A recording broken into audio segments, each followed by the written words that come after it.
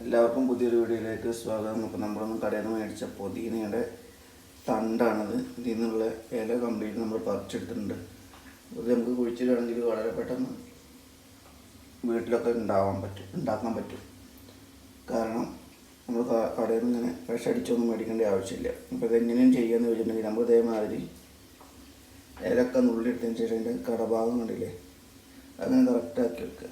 അതിന് ശേഷം നമ്മൾ ഒരു ഗ്ലാസ്സിൽ ഒരു 3-4 ദിവസം സാധാ പൈപ്പ് വെള്ളം എടുത്താലും മതി.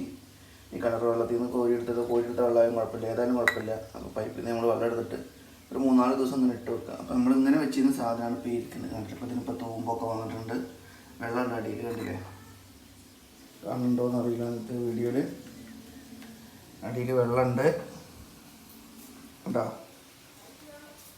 അപ്പോൾ നമ്മളൊരു 4-5 ദിവസം അങ്ങനെ ഇട്ട് വെച്ചിട്ടുണ്ടെങ്കിൽ പുതിർത്ത് നോക്കിയിട്ടുണ്ടെങ്കിൽ ഇതിന് വേരൊക്കെ വന്നിട്ടുണ്ടാവും. കണ്ടില്ലേ, പുതിയ വേരുകൾ വരുന്ന വെള്ളം കണ്ടില്ലേ, ഇതൊക്കെ അതിൻ്റെ പുതിയ വേരുകളാണ്. പിന്നെ ഇതെടുത്തിട്ട് നമുക്ക് പാത്രത്തിൽ നട്ടാൽ മതി.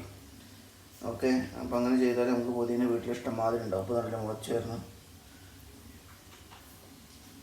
വീഡിയോ ഇഷ്ടപ്പെട്ടെങ്കിൽ ലൈക്ക് ചെയ്യുക, ഷെയർ ചെയ്യുക, കമൻറ്റ് ചെയ്യുക. Okay, by.